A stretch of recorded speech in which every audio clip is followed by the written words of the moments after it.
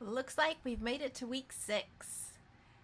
In this video blog, I will discuss the Kansas Behavioral Sciences Regulatory Board's public page for disciplinary actions. Starting with the disciplinary page, board actions are alphabetized by counselor last name. The link to this page is in the accompanying references. Clicking on a subsection, there is a list of names of behavioral health professionals that have had disciplinary actions. You can see that more than just professional counselors are regulated by the KBSRB. I sampled approximately 20 of these violation orders, and it appears that the most common violations include dual relationships or general unprofessional conduct.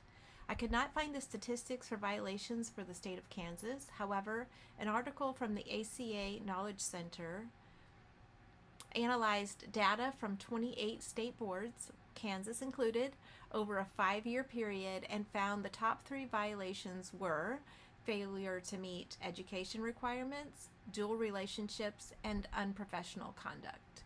This article also listed the types of violations for Kansas in Appendix B and types of disciplinary actions for Kansas in Appendix D, and that will also be in the references. My personal reaction was how embarrassing that this is public, and but then also I was a little surprised that the reprimands were not stronger in most cases. Usually it was they need supervision for a year and continuing education. I have scrolled down to find a disciplinary action against a licensed professional counselor, in this case Jenny Baker. Opening her case, we can see that her license details, the date of the complaint, and then the details of the complaint. In this case, the counselor contacted her former client through social media and also contacted her former client's father as well to request payments for services. The board asserts its authority, then states the violation. The licensee was in violation of KSA 74-5369A9 as defined in KAR 102-4-12B47.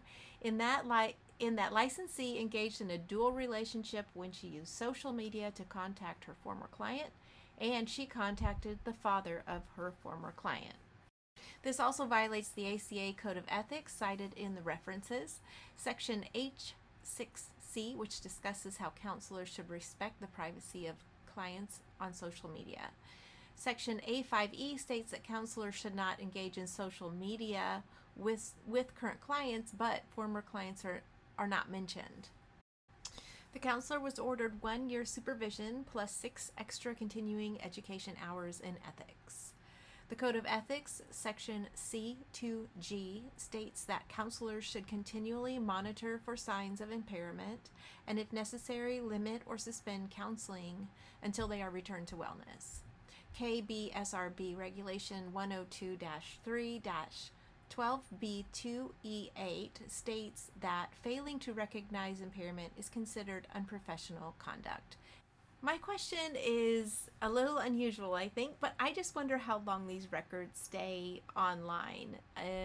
Is it a certain amount of years, or is there a certain event that causes them to be taken down? The entire topic reminds me of 1 Timothy, where overseers or elders or pastors are selected and they're giving the qualifications for that person.